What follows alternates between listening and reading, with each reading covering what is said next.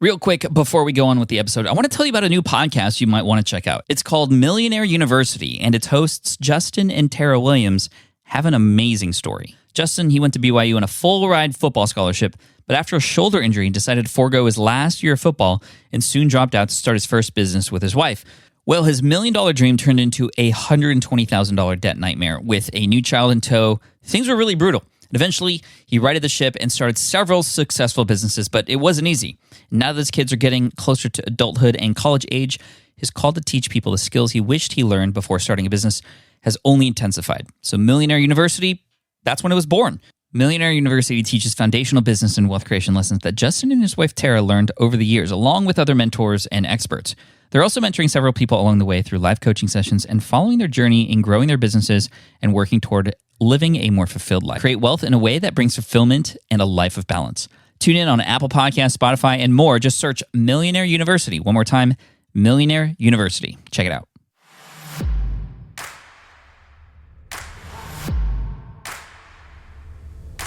By early 2013, we had arrived.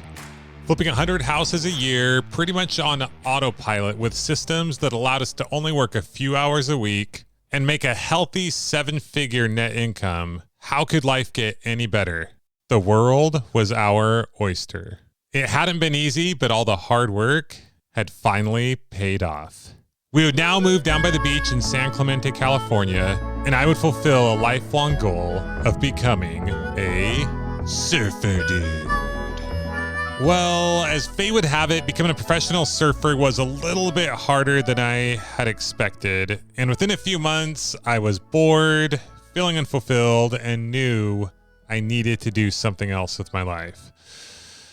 The problem is, I had no idea what that thing would be. I was talking to my brother, Derek, one day, and he told me about this newish thing that he had discovered called podcasts. Didn't really sound like my thing, so I kind of blew it off at first, but then the thought occurred to me, I wonder if there are any podcasts that talk about different kinds of businesses that you could start. So I did a Google search, business podcasts. And the first thing that came up was this podcast called Entrepreneur on Fire with this guy named John Dumas. I quickly realized that this guy interviewed a different business owner every single day. What? I pretty much assumed that it would be pretty salesy and spammy because that's what the internet was, right? Well, I couldn't have been more wrong. John's first interview was with this guy named Pat Flynn of Smart Passive Income. I was immediately smitten. So I then went and checked out Pat Flynn's blog and his podcast and probably spent about 60 to 70 hours over the next week consuming everything he had. I was blown away. I could not believe that there was this kind of information out there, these kinds of people that were sharing this kind of information in this much detail. Sleeping became a burden. I would sleep for a few hours and then I would wake up at 1 o'clock and I just had to get more. Well, to make a long story short, Pat is a big part of the reason why I started my initial business, House Flipping HQ, and is someone that I've really followed along the years and gotten a ton of value out of. So recently, as we've been promoting and growing the Millionaire University podcast, I reached out to Team SPI to see if they would be open to us being a sponsor of the show. The truth is, I felt like I owed Pat money anyway for all the free content I've gotten over the years, so writing him a check for a few grand to have him promote our show on his show was a no-brainer. I had been working with David Grabowski, who's the senior producer for Team SPI, on coming up with the ad spot for the SPI podcast. And I reached out to him and I said, hey, I would love to feature one of Pat's episodes in the Millionaire University podcast. They graciously accepted that offer, and that is what we have for you today. But wait, there's more. Not only did we get Pat Flynn, but the episode that David sent me was one that I had recently listened to when I was at the gym, of course, where Pat interviews another amazing entrepreneur, Steve Chou of mywifequitherjob.com. These are two entrepreneurs that I've really grown to respect over the years, not only for the business success they've had, but even more importantly, and how they've managed to put their family first while starting and growing their business. In fact, Steve recently published a book called The Family First Entrepreneur. And that's what this episode is centered around. Ladies and gentlemen, without any further ado, I give you the ones, the onlys, Pat Flynn and Steve Chou.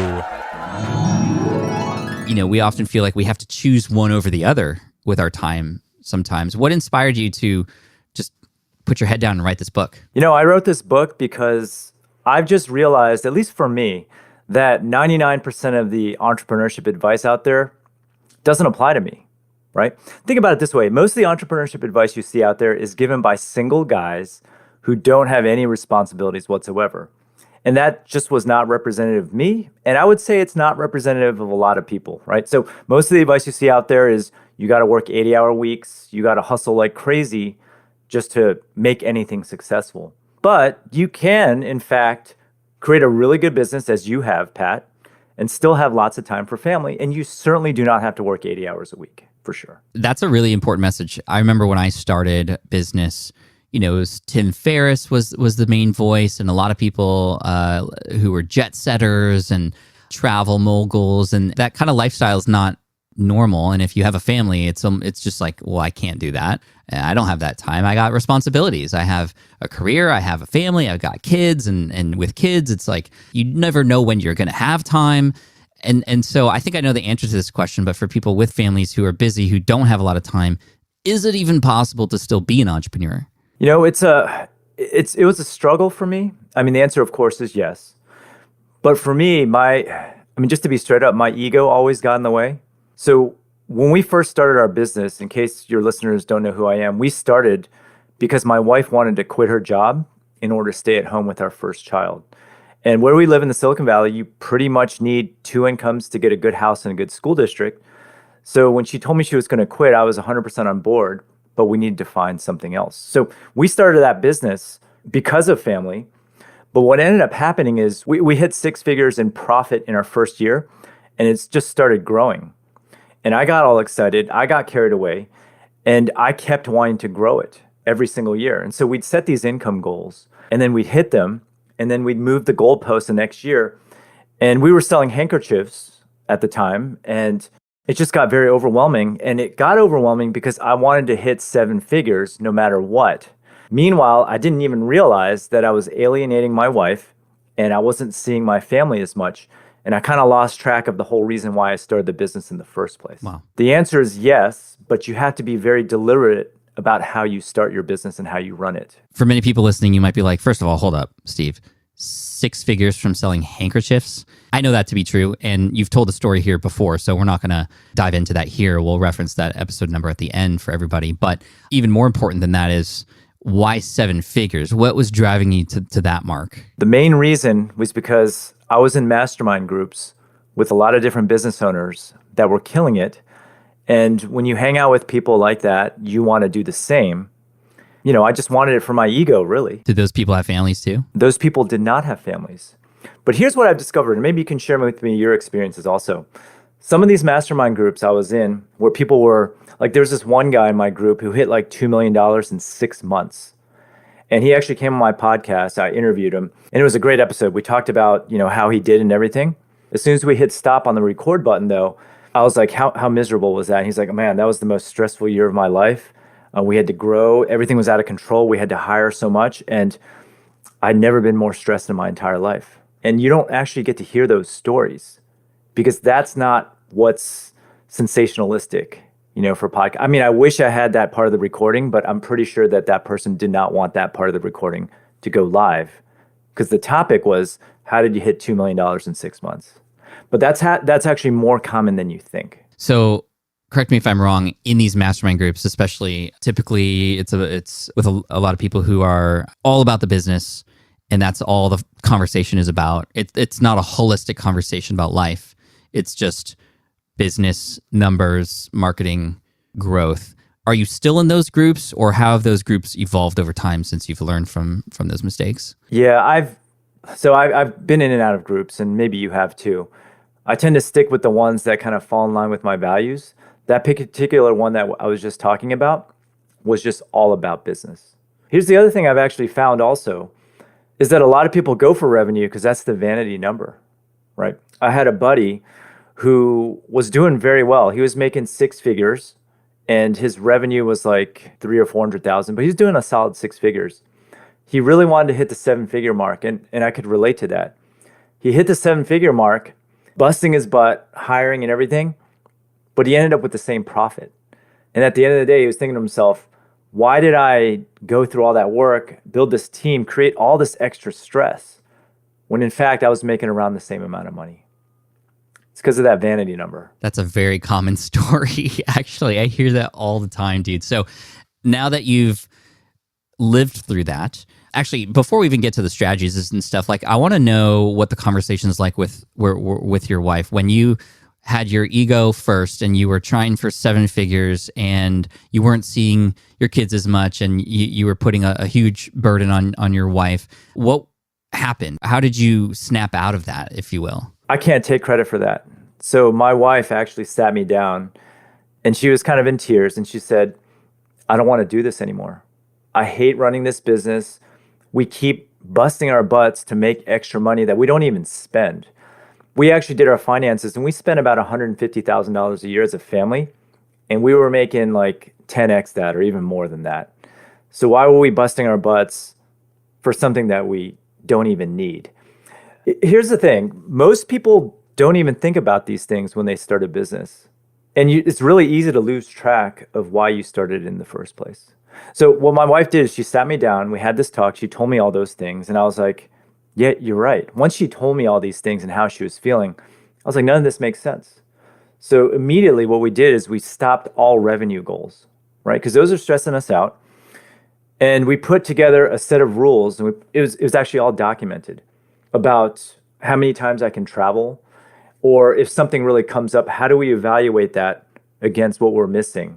And we put that down in a doc. So whenever something like that comes up now, we refer to this document. You have almost like a family constitution of the way things... Oh, you've got one too? We've talked about it. Yeah, we don't have that written. It's not behind some glass case in the house, although it might as well be because it's that important and we often forget those things, right? And it's key. I think, number one, your wife and my wife would get along very well, would have a lot of things to talk about as entrepreneur wives. Number two, those conversations don't, it doesn't have to get to that point of breakage, right? And I know this is the purpose of the book, is to get ahead on this for people. So what's the advice for the brand new entrepreneur who has a family or is going to start a family soon? Maybe there's even a baby on the way, but they have these goals of grandeur with business. And what's the approach do we take? How do we settle now before things break and become unsettled later? Is your audience familiar with the 4 burners theory at all? Have you heard of the 4 burners theory? Probably not. Okay. We can go over it though. Let's just talk about it real quick because it's important.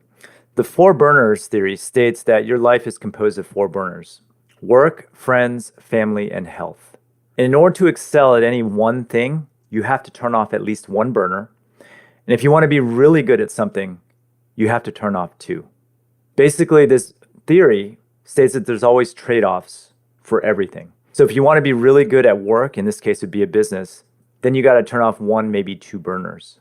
All right. So if you know that already, then you already know that there's trade-offs in mind. So if you're just starting out, you don't have kids, just know that if you want to excel in business or achieve financial freedom in the beginning, you're going to have to make some sacrifices. When my wife and I first started, we sacrificed our friends and probably our health burner. We worked a lot, and you're going to have to work a lot in the beginning. And we gave that up. We got the business up and running, thankfully, before the child arrived. And then once the child arrived, we kind of switched off the burners and that sort of thing. I don't know where you want to go with this, Pat, but... No, I like where it's going, though. Can the burners in this theory or this exercise be dialed up and dialed down, or are they either always on or always off? No, they can always be dialed up and down. Okay. Right? So, for example, we started out with just... We dialed down the friends and the health burner. But then once things were in steady state, we turned back our other burners. And there's ways to cheat the burner theory by hiring and that sort of thing. Mm-hmm. But you can't really outsource the family burner. Or you could, I guess. You could hire a nanny. But then what was the reason why you started the business in the first place? I found, and we have a similar audience, right, Pat? Most people want to start a business not to make $1 billion. They just want to be able to hang out with who they want to hang out with and do what they want to do. But almost everyone I know gets kind of lost in the money after a while. Yeah, and a lot of it is because starting a business is not actually that difficult anymore. You can do it. You could start seeing revenue come in, but a few things happen when that happens. Number one, you get so obsessed with growing that number that then nothing else matters anymore, right? The money burner is just like burning everything, and you only got that one on, and everything else falters because of it. And we've seen it. We've had people in our lives who we know who's lost their relationships because of the things that they've done. They've lost their health as a result of these kinds of things. How does a person listening to this then approach it right from the start? What's the formula, or how does one focus their time and energy to maintain relationships, maintain health, but also build a business? And we've already determined that it is possible, but how? I mean, I have a set of rules that I follow, and maybe it's helpful to talk about them. Yeah. The first thing is just realizing that if family, for example, is going to be your primary thing, you're not going to create like the next Amazon.com or the next Facebook.com, right? In order to start a really good business and still prioritize some of the other things, there's trade-offs and there's rules that I follow, which I'm actually very curious about what your opinions are on this. So okay. One thing that I do is I only focus on strategies where I can produce one thing and have it generate traffic in the long term. So for example, I'm not really big on social media. And my friends that do Instagram well, for example, they post 7 times a day. I have a friend who does Facebook really well, makes a lot of money. She has to post 21 times a day. And when they stop, the traffic stops, right? Contrast that to SEO and YouTube, where if I create there's posts that I have that I created 10 years ago that still generate traffic today. There's YouTube videos that I created 3 years ago that still generate traffic today. So I like those traffic strategies where I just do it once and I get long-term traffic. So that's why you won't see me on social media as much. I love that. I am very much in that same camp. I am on social media, but more just to share with people what's going on in my life, not even as a traffic generation strategy. I rarely link to things hoping it'll get more traffic, other than if I'm in the middle of a promotion or something. But in general, I take the same approach. I love working hard now so I could reap the benefits later, as people hear every single podcast episode. And very similarly, like a lot of things that I did a long time ago are still working for me today in some way. And it's like a new way of investing, not money so that your money works for you, but time so that those things that you create work for you over time. The Green Exam Academy, my website to help architects pass an exam, which was created in 2008, still is generating an income today, now 15 years later, with zero work. And this is where, with zero work today, not to say it didn't require work in the beginning. So based on this, how can a person determine what is eventually going to become passive versus the trends and what's hot now? Because like right now, a lot of people are starting on TikTok, for example, because it has a large algorithm that, will get you in front of a large amount of people. But like you said, the moment you stop, it kind of stops. So do you have any strategies or filters that even in the future with technology that we don't even know exists yet, a person can use to figure out what might be best for them in this situation? I mean, you mentioned TikTok, and right now TikTok might get banned. There's a real possibility that it's going to get banned. So number one, don't depend on any platform for everything. I rely on email and SMS specifically. Those are my 2 most important properties. The way I do it, no matter which platform I'm on, whether it be TikTok, YouTube, blog, or whatever, I always try to get some on my email list, and then I also try to get them on my SMS list. Here's what I do. I actually try to get both at the same time. Usually I'll give out some sort of lead magnet. In my case, I teach e-commerce. So I'll give out a 6-day mini course on e-commerce for an email. And then as soon as they sign up for email, I immediately take them to a different screen and I say, hey, would you like a bonus lesson on how to sell on Amazon? Leave your number. And around 40% of the people that sign up for email actually give me their number. And what my strategy has always been is to cross-pollinate my audiences. I want the same person on email, SMS, Instagram, Twitter, as many people as possible, on many different platforms as possible, because you never know where they happen to be looking at any given time when you have to send something out. And if one happens to be banned, the others will help still keep you afloat. There's a lot of, I think even yesterday, there were like hearings about TikTok, and there was a woman who was an influencer who was speaking in front of all these, decision makers in Washington about her business and what she was doing. And obviously she's fighting to keep TikTok, but her business solely relies on TikTok. I saw the slime girl came on. Like 90% of her business was TikTok. Yeah. Right. Which is, again, it's like if you diversify, it helps. But at the same time, I want to talk about the idea of diversification, but also you can't diversify if you haven't started yet. So where would you suggest a person who has an interest, a passion, a expertise, an idea to begin? Are they building a thing to sell? Are they creating content or building an audience first? That's a great question. So my answer to that question is always dependent on the time frame.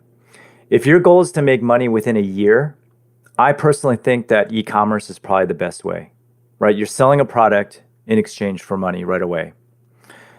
If you have a time frame of 3 years or longer, I'd say content is better.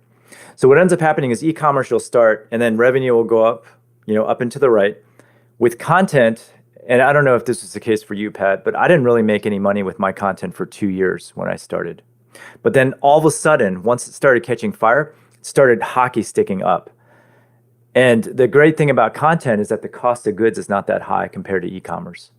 In the content space, I would say today, if I were to start all over from complete scratch, I would say start a YouTube channel if you don't mind doing video. Because Google or YouTube is really good at proliferating content. If you don't like doing video, I would go with a blog because once again, Google's really good at getting your content out there. And to establish really deep connections, as you teach all the time, I think podcasting is still a really good medium as well. Would you consider doing all of them or just pick one? I would always pick one. Here's what we didn't actually discuss. The trade-offs of starting a business, for me at least, was always ego. I see all these people doing really well, and I know I'm making this trade-off for family, and I'm seeing all these other people get ahead, and I want to do those things. I belong to this group from Stanford. It's called the Mayfield Fellows Group, and that group was all about starting, venture-backed startups. And every year there's this retreat, and I go there, and everyone's talking about their $1 million exits. Like Kevin Systrom is in that group of Instagram. Everyone's going around what they accomplished, and I'm sitting here going, yeah, I'm still selling handkerchiefs and whatnot. It hurts my ego, right? So the way I counteract that is I just work on one thing every single year. So this year, obviously, is the launch of my book. Last year, it was YouTube. The year before that, I think it was TikTok. The year before that, it was ads. And so I just focus on one thing. Like if you try to do everything, you're not going to be good at anything. But if you can focus on one thing for an extended period of time, have all the systems in place before you move on, that's the way I like to operate. Last year was YouTube. I know this because you and I have had some celebratory moments. Every time we both sort of hit a milestone, we like share that with each other. I know your channel's been growing. What are the biggest things you learned by focusing on YouTube? And if a person were listening and they were interested in going down that route, give them some tips if you can. Yeah. YouTube is fantastic because people can see you and listen to you at the same time. It's much more deep than I would say like a blog or even a podcast. I would say my tips for YouTube, and I know you just gave a webinar on it, right? So yeah. And you're kicking butt on it. My channel is different from Pat's. It's probably more like your spy channel, I would say. I always try to deliver content that other people would pay for, and I try to keep it very concise. And I hook them in right in the beginning, so they want to learn what they want to learn, and then I just teach along the way. And what's nice about YouTube also is that you can add little elements of your personality, which you can't really do in a blog if you want to rank in search. Very true. And then I always end by saying, hey, now that I've taught you this skill, make sure you watch this video next. And then I expand upon that. And the idea is you want to keep people on YouTube for as long as possible watching all of your videos. Yes. And then, of course, there's titles and thumbnails. You want to make sure to be a little clickbaity and get people to actually click and watch that video. But you do those two things that I tell you, and your channel will start taking off, guaranteed. So where does your channel start when you decided to focus on YouTube, and where is it now? I started 3 years ago.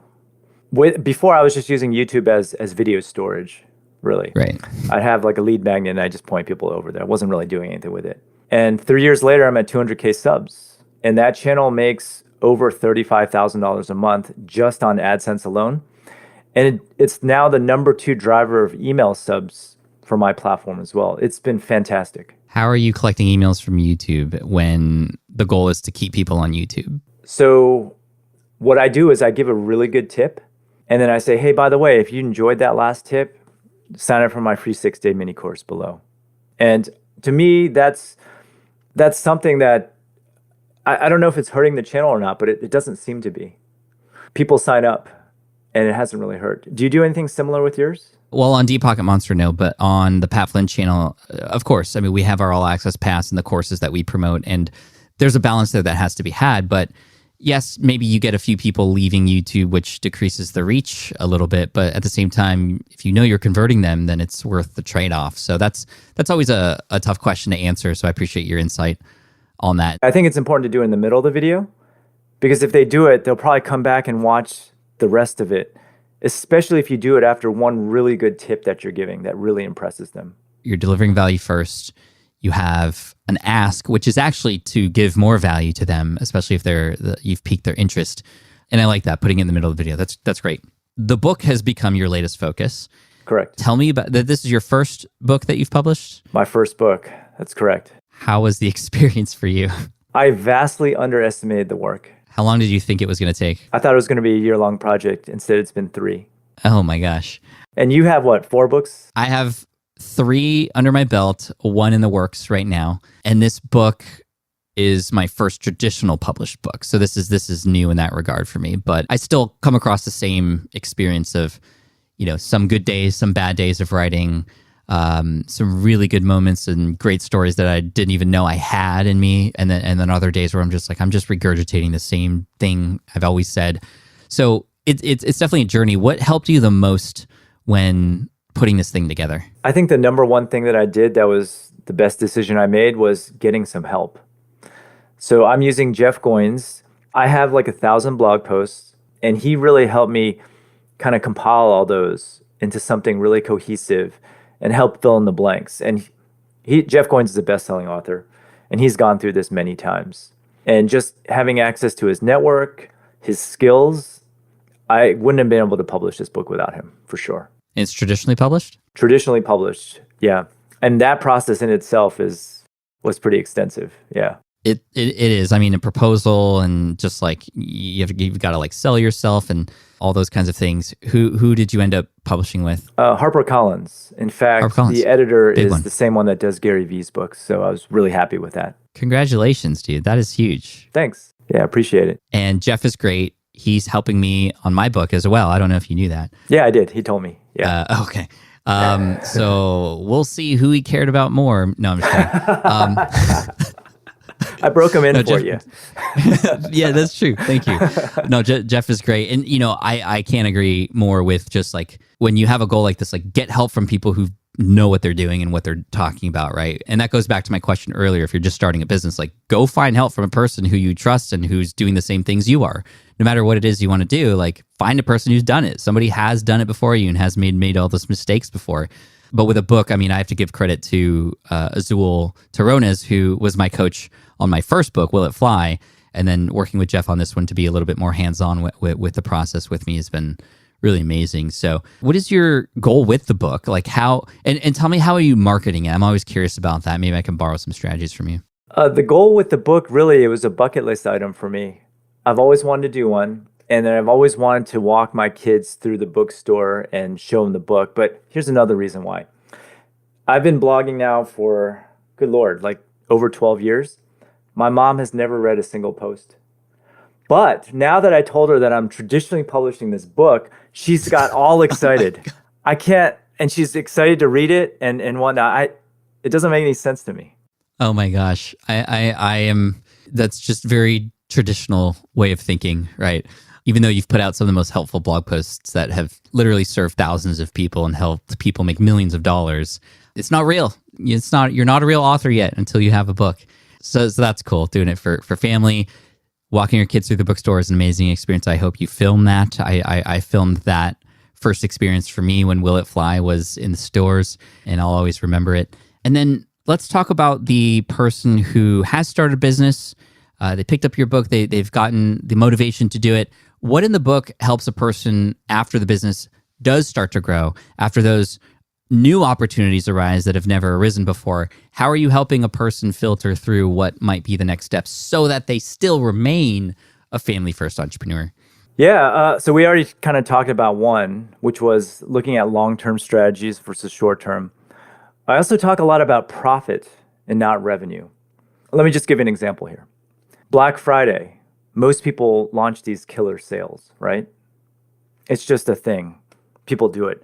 But what most people don't think about is how much those sales are actually costing. Let's throw some numbers in the mix. I usually don't like to do public math, but let's just see if we can do this. Okay, let's do it. Let's say you sell You're a from product. Stanford, you're fine. What's that? Yeah. I said you're from Stanford, you're fine. If not, Well, you're from Cal, I'll you say should be okay. Cal's better. Let's say you sell something for $100, right? Okay. Physical product, and it costs you $50 to make. So for every item that you sell, you're making $50. Let's say in a typical day, you sell 100 of these things. So you make $5,000 a day. All right, so now Black Friday rolls around. Everyone's launching sales, and you're like, okay, let's issue a 25% off coupon. Okay, so 25% off coupon, which means that you're selling it for $75, it costs you $50, so you're making $25 in profit per sale. All of a sudden, in order to make that same $5,000, you now need to sell 200 units. So that 25% off, now you need to sell double just to break even. So it's important to note that the numbers are not linear. Yeah, wow. 25% off means you need to sell 2x the number of items. Most people don't think like that. And so now whenever I think about running a sale, I run the numbers, and if I can't double my sales volume, I won't run the sale. It's not worth the sale. Just so you can, sell more volume, and then you run out of inventory, and then you got to like add more, and just all the things start to go. So what's the lesson here? Know your numbers, essentially. Know your numbers and focus on the profit, not the revenue. Here's another example. Let's flip it a little bit. Typical e-commerce business. Let's just say, like, if you look at the stats, it's like 10% net revenue, right? Let's say you're selling something for $100. If you were to raise the price 1%, you'd be selling something for $101, right? Originally, when you're selling it for $100, assuming a 10% net profit, you're making a $10 profit per sale. By increasing your prices by 1% or $1, you are actually increasing your profit by 10%. Oh, yeah. So if you increase your prices by 5%, assuming a 10% net margin, that actually means you're increasing your profit by 50%. You got to think about things in terms of profit, not revenue, when you're running a business. And most people chase the vanity number, right? Just like I was. I was trying to get to 7 figures, no matter what, because I wanted to tell everyone that I had a 7-figure business without realizing that I was actually destroying my profit at the same time. How do you help the entrepreneur who, in order to save time, hires people, who's never worked with people before? I know this is a very common thing, especially for family-based entrepreneurs. It's, hey, I'm going to hire other people to do that for me so that I can spend more time with family. But what ends up happening often is the management of those people end up taking more time than if you were to do those things yourself. Thus, you actually even might have even less time with the family because of all these people things that are now involved. Should you run it alone? Should you hire people? What are your thoughts on this? So my philosophies on this have always been a little controversial. I'm a big proponent of robots, not humans. So if I can automate something with a piece of code, and this is a great time to talk about this because ChatGPT 4 just came out, which has really helped out content creation. Like I have writers right now for My Wife Quit Her Job, and I'm actually thinking about, not using some of them going forward because ChatGPT is that good. And I just happen to have a technical background, which allows me to write code. But one thing that always bothers me when I go to an event is people always ask me how large your team is. Yeah. Right? Because it's just like a way to people measure. But I can just say that you can run a really good business and just have like one person. Like, so My Wife Quit Her Job makes 7 figures in profit. I only have one VA in the Philippines. That's it. Wow. It's all about systems and processes. And if you want to start something really big, then you're going to need to hire a large team. But if you want to hover around like the 3 to 5 million range, I don't really think you need a team, a large team at least. So you can make $3 to $5 million a year top line revenue, which, Correct. Profit enough to live on, likely very much so, for a nice lifestyle with just one person, 1 or 2 people for hired help. Absolutely. Here's how I do it. And you can tell me about your experiences. I always do everything myself in the beginning. I was editing all my YouTube videos. I was editing all my podcasts and everything. And then I got tired of doing it. But I knew exactly how to do it. And so what I did was I just recorded videos of me editing it. And then when it came time to hire someone, I used Loom actually. And then I just turned over those Loom videos and I got up and running really quick. I never move on to another task until I've done that. And I mentioned I always do things for at least a year. I would agree with that for most things, for sure, especially a lot of more procedural things that can then be handed off to others. Same thing for editing and the podcasting.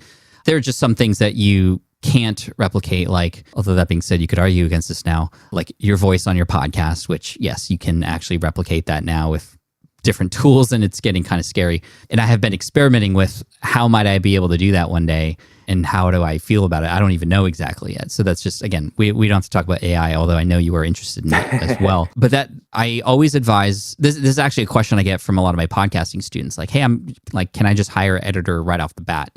I always say, get your first 5 to 10 episodes done yourself first, so that you know, A, how it works. So in case when you do hire somebody and then they leave, you're not left stranded anymore, right? You could pick up the slack for a period of time until you train somebody else. And if you have videos about how to do that, it's even easier.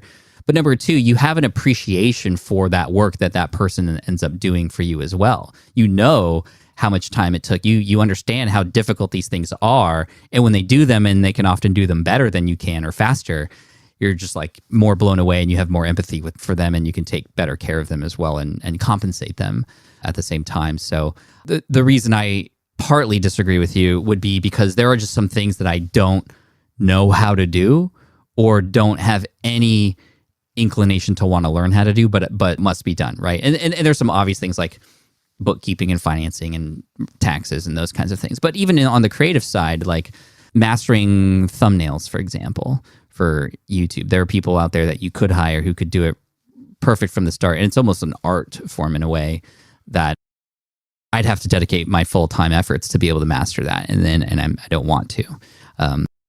Yeah, I'm not saying that you have to be a master of it. You just have to have at least high-level knowledge of how it works, right? You have to know, like, approximately what a good thumbnail or title will be. I see. So you can measure it, right? Like, I have people that come up to me and say, hey, I just want to outsource my marketing. Do you know anyone that I can outsource my marketing to? And if you don't really understand, let's just take something simple like SEO, right? Search engine optimization. And they want to hire someone, they don't know anything about it. And when you don't know anything about it, you don't even know if the agency is doing a good job or not. So you have to actually have high-level knowledge before you outsource something. That's true too. And don't outsource blind is what I'm saying. No, that's a perfect piece of advice, especially for the beginner. I can imagine a scenario with SEO where a person's just like, I just want my pages ranking higher. Go. And that's the measurement stick. When you know nothing about SEO, you know it's not that simple, and that it might take 3 to 6 months to see any movement. And if you don't know that, then you have these unreal expectations, and the experiences of hiring are just bad, even though they might have been good if you knew something about it. So I agree with you for that. Man, we could talk all day about this stuff, Steve, because you and I both are very similar family-centric entrepreneurs. We both have started around the same time. We've both run our own events. We've both, lived through the ups and downs, and are thriving now, which is really amazing. And I'm just so proud of you, and stoked to see you doing so well. And I'm grateful that you wrote this book. It's one that I feel like I could have written myself, but I'm grateful you did it too. Well, you're in it, so I am sharing your experiences too. That is true. Go pick up the book. Everyone listening, Pat was very gracious enough to record a session about his thoughts on family first entrepreneurship, and that's actually in the book as well. And speaking of that, where can people go to grab it? I think the best place to go is thefamilyfirstentrepreneur.com, because I have a lot of bonuses. And you asked me like how I'm marketing the book a while back, and I always like to over deliver. So when you sign up, I'm actually giving away a 3-day workshop on how to get started in e-commerce with print on demand. And the reason why I chose print on demand is because it's a gateway drug to a larger e-commerce business. Probably not going to make life-changing money with print on demand, but it'll get your toes in the water, and you'll make some money without hardly any upfront cost. And if you like it, you can then go on and try other things. Thefamilyfirstentrepreneur.com, you said? Thefamilyfirstentrepreneur.com. Okay. I wish I chose a different domain in retrospect, because entrepreneur is kind of hard to spell. I always screw it up. That's right. We'll link to it in the show notes for you. Second bonus is I'm giving out a 2-day content workshop on how to make money with YouTube, blogging, and podcasting. And again, it just depends on what your time frame for revenue is. If you have a longer time frame and you're more content inclined, it's a perfect starter.